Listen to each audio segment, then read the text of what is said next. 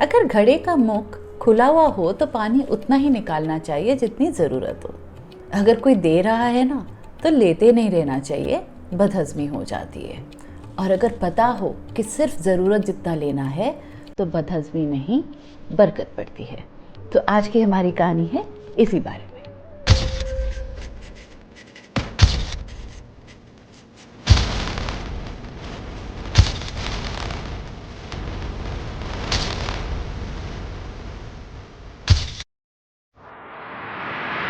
Hello दोस्तों, मैं हूँ प्रेरणा और स्वागत करती हूँ आपका अपने चैनल है बात ज़रा सी में।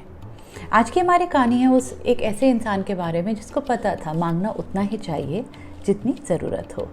तो बात हो रही है श्री राम भगवान के एंसेस्टर राजा रघु की। तो राजा रघु जो थे ना, उनके राज में जो उनका जो किंगडम है वो काफ़ी फैला हुआ था। इंडिया, पाकिस्तान और सेंट्रल एशिया में उनका काफ़ी राज चलता था। और वो ऐसे किंग थे जो अगर कोई नया लैंड उन्होंने ऑक्यूपाई किया है या फिर वॉर जंग जीत के उन्होंने कोई नया जगह लिया है तो उसके बाद वो एक बहुत बड़ा यज्ञ करते थे और जो भी उन्होंने जीत में प्राप्त किया हो वो दान दक्षिणा में दे दिया करते थे। काफ़ी माने गए थे वो अपने अच्छे कर्मों के कारण और काफ़ी दान दक्षिणा के कारण। राजा रघु के ही किंगडम में एक गुरुकुल था जिसमें एक बच्चा पढ़ता था जिसका नाम है कौस्त्या। कौस्त्या काफ़ी काबिल लड़का था, बहुत मेहनत से वो पढ़ाई करता था और अपने गुरु की काफ़ी बातें मानता था एंड गुरु भी उनसे काफ़ी खुश थे। लेकिन गुरु जानते थे कि जो बच्चा है एक मॉडेस्ट फैमिली से आता है और वो उनसे कुछ गुरु दक्षिणा ज़्यादा उम्मीद नहीं रखते थे, क्योंकि ना उनके परिवार के पास कुछ ज़्यादा देने को था और ना ही ये तकलीफ़ देना चाहते थे। लेकिन बहुत दिल से जो ये गुरु हैं कौस्त्या को पढ़ा रहे थे और सिखा रहे थे। सारे शिष्यों में से सबसे काबिल ये बच्चा था। जब इनका पूरा गुरुकुल का टाइम ख़त्म हुआ, जब सब पास आउट हो रहे थे तो सब ने एक एक करके उन गुरु को गुरु दक्षिणा देनी शुरू कर दी। तो कौस्त्या ने भी बोला कि गुरुदेव आप मुझसे क्या दक्षिणा चाहते हैं। तो गुरुदेव तो उसकी स्थिति जानते थे घर की कि उनके पास ज़्यादा पैसे हैं नहीं, उनके पास कुछ होगा नहीं ज़्यादा देने के लिए। तो गुरु ने बोला कि नहीं, मुझे कुछ नहीं चाहिए, तुम बस मेरा ये जो ज्ञान है इसी को आगे लेके जाओ और बाकी दुनिया में फैलाओ, मेरे लिए वही गुरु दक्षिणा होगी। लेकिन कौस्त्या को अच्छा नहीं लगा कि उसको एक प्रेफरेंशियल ट्रीटमेंट मिल रही है। तो उसने इंसिस्ट किया कि गुरुजी आप मुझे प्लीज़ बताएं कि मैं आपके लिए क्या कुछ तो गुरु दक्षिणा लेके आऊँगा। गुरुदेव ने फिर से उसको समझाने की कोशिश की कि जैसे मैंने कहा, जो मैंने तुम्हें शिक्षा दी है, अगर तुम वो आगे शिक्षा फैलाओगे मेरे लिए वही बहुत है, वही गुरु दक्षिणा है। लेकिन न जाने क्यों कौस्त्या अपनी ज़िद पे आ गया और बोला कि गुरुदेव आप मुझे प्लीज़ बताएं कि आपको क्या गुरु दक्षिणा चाहिए। और अब तक जो है ना गुरु का जो पेशेंस लेवल है वो थोड़ा ब्रेक हो गया था। तो उन्होंने एकदम से रिएक्ट होके और चिढ़ के बोला कि ठीक है, अगर तुम मुझे गुरु दक्षिणा देनी ही है तो तुम मुझे 10 लाख सोने की मुद्राओं ला के दो मेरी गुरु दक्षिणा में।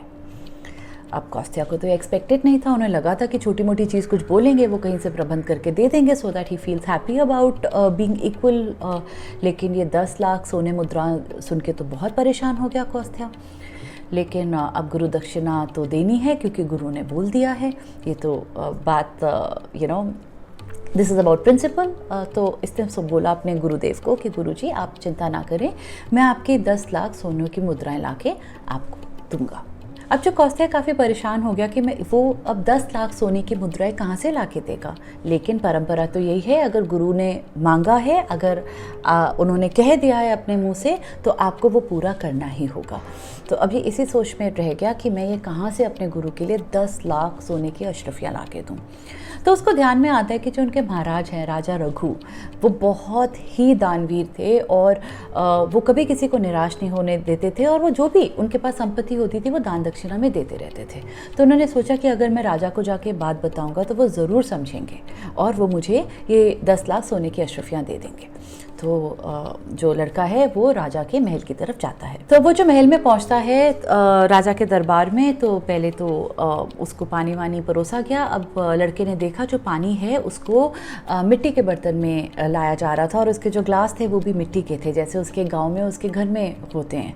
तो बड़ा हैरान हुआ कि ये राजा के महल में अगर मिट्टी के ग्लास और मिट्टी के मटके से पानी हो रहा है और वो उनके सोने चांदी वगैरह के बर्तन नहीं है तो कुछ परिस्थिति गड़बड़ लगती है। बट एनी हाउ राजा ने उनसे पूछा कि बेटा आप बताओ, आप मेरे दरबार में आए हो, बहुत आपकी कच्ची उम्र है, क्या चाहिए तुम्हें।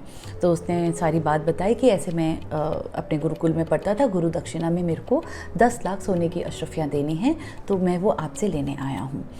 तो राजा थोड़े से परेशान हो जाते हैं और कहते हैं कि देखो बेटा, तुम्हें मालूम है मैं कि जब भी कोई नया राज्य जब मेरे पास आता है या फिर ऑन टाइम टू टाइम मैं यज्ञ करता हूँ, यज्ञ के बाद मैं अपना सारी की सारी जो संपत्ति है लोगों को दे देता हूँ। मैंने बस आज ही यज्ञ किया है और आज ही मैंने सब कुछ जो है लोगों को बांट दिया है, मेरे पास कुछ नहीं बचा। तो बच्चा बहुत निराश हो जाता है। लेकिन अब जैसे राजा का ये धर्म था कि उनके पास कोई आए तो उनको उनकी प्रॉब्लम सॉल्व करनी है। बच्चे ने मांगा, ऐसा हो नहीं सकता कि राजा रघु इसको निराश करके भेजे। तो उसने बोला बेटा लेकिन तुम निराश मत हो, ये तुम्हारे 10,000 सोने की अशरफियाँ मेरी जिम्मेवारी है, तुम जाओ, मैं तुम्हारे लिए इसका ज़रूर प्रबंध करके तुम्हारे को दूंगा। अब जो राजा हैं वो भी बहुत चिंतित हो गया, क्योंकि उन्होंने वादा तो कर दिया था बच्चे को, लेकिन उनके पास अब कुछ संपत्ति बची नहीं थी। भी जो भी उनके पास ज्वेल्स थे, जो भी खजाना था, उन्होंने सारा दान में दे दिया था। लेकिन वो सोच रहे थे कि वादा किया है पूरा तो करना पड़ेगा।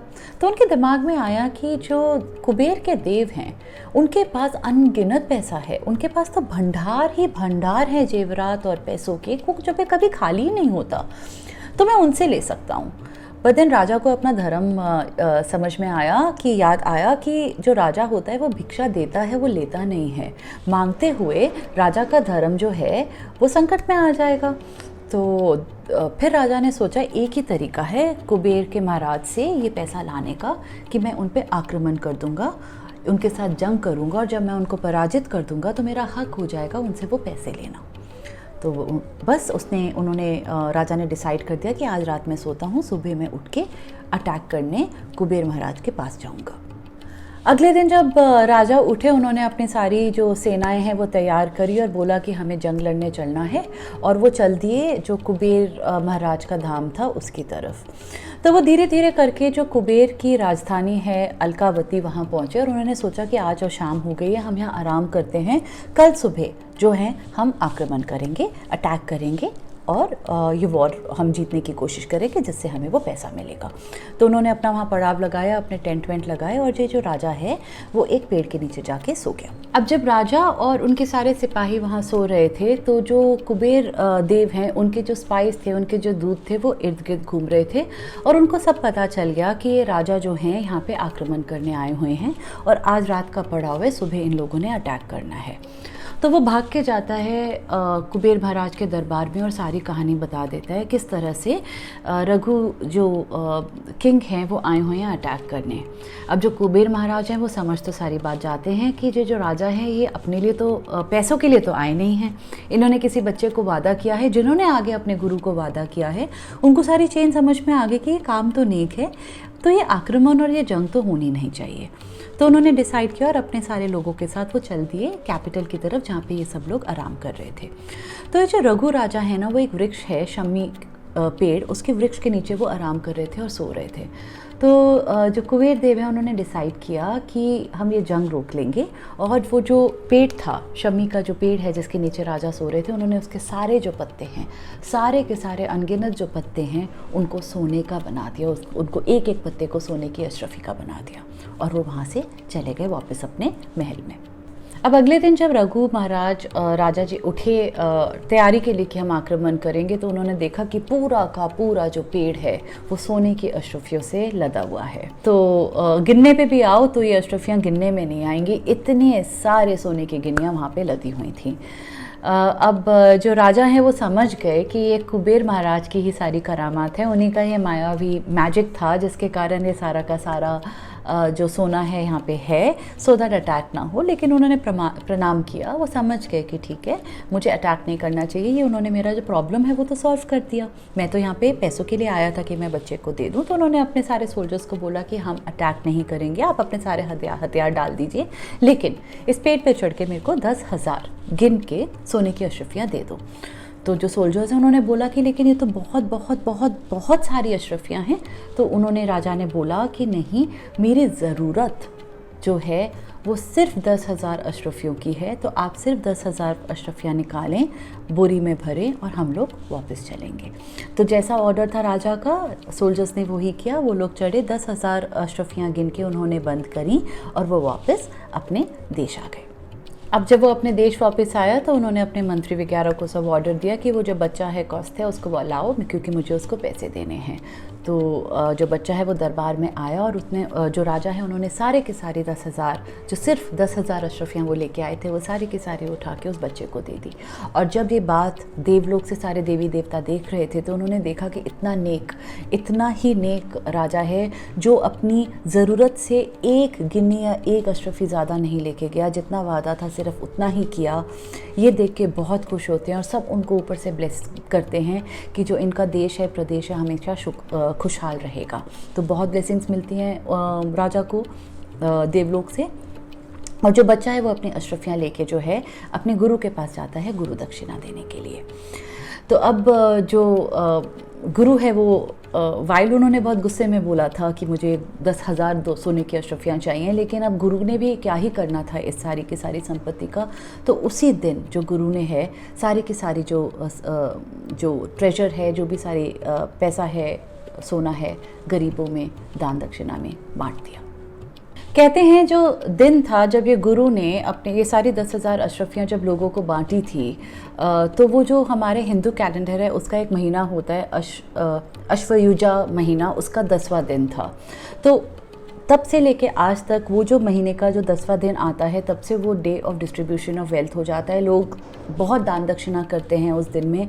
और अगर किसी के पास कुछ देने के लिए होता नहीं है ना, पैसा जायदाद वगैरह, तो वो जो शम्मी पेड़ है उसके जो लीव्स हैं वो डोनेट करते हैं एज अ नोशन कि हमने कुछ दान दक्षिणा करी है। और ये भी माना जाता है कि जब राम भगवान ने रावण का वध किया था और जब वो वापस आए थे तो इसी महीने के 10वें दिन वो वापस लौट के आए थे। तो इसी दिन विजय दशमी या फिर दशहरा मनाया जाता है।